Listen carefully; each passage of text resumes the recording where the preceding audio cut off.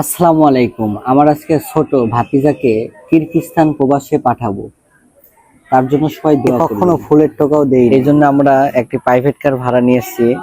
আমরা আসলে এর এদিকে রাস্তাঘাট অনেক বড় বড় হয়ে গেছে চতুর সাইডে, কিন্তু রাস্তা এখনো খুলে দেওয়া হয় না, এই কাজ চলতেছে।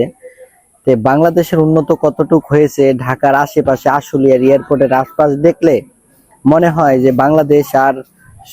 বাংলাদেশ আগের মতো আর নেই, এখন সোনার বাংলাদেশ হয়ে গেছে, আমরা এটাই মনে করি। কিন্তু এই রাস্তাতে কোনো জাম ছিল না, অতটা অনেকটাই জাম কমে গেছে। তারপরে আমরা আস্তে আস্তে আব্দুল্লাহপুর দিয়ে যেতে পারি নাই, আমরা গিয়েছিলাম হচ্ছে উত্তরা দিয়ে বাড়ি দিয়ে। অবশেষে আমরা এয়ারপোর্টের ভিতরে ঢুকে যাচ্ছি এই 1 নাম্বার গেট দিয়ে।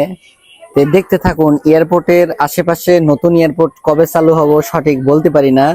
আমরা হযরত শাহজালাল আন্তর্জাতিক বিমানবন্দরে ঢুকে যাচ্ছি, আমাদের খুব ভালো লাগতেছে।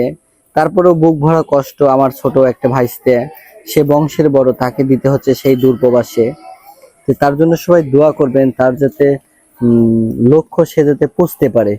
এই দেখুন আমাদের বাংলাদেশের পতাকা কত সুন্দরভাবে উড়ে বেড়াচ্ছে আমাদের এয়ারপোর্টে। দেখুন কত সুন্দর একটি এয়ারপোর্ট।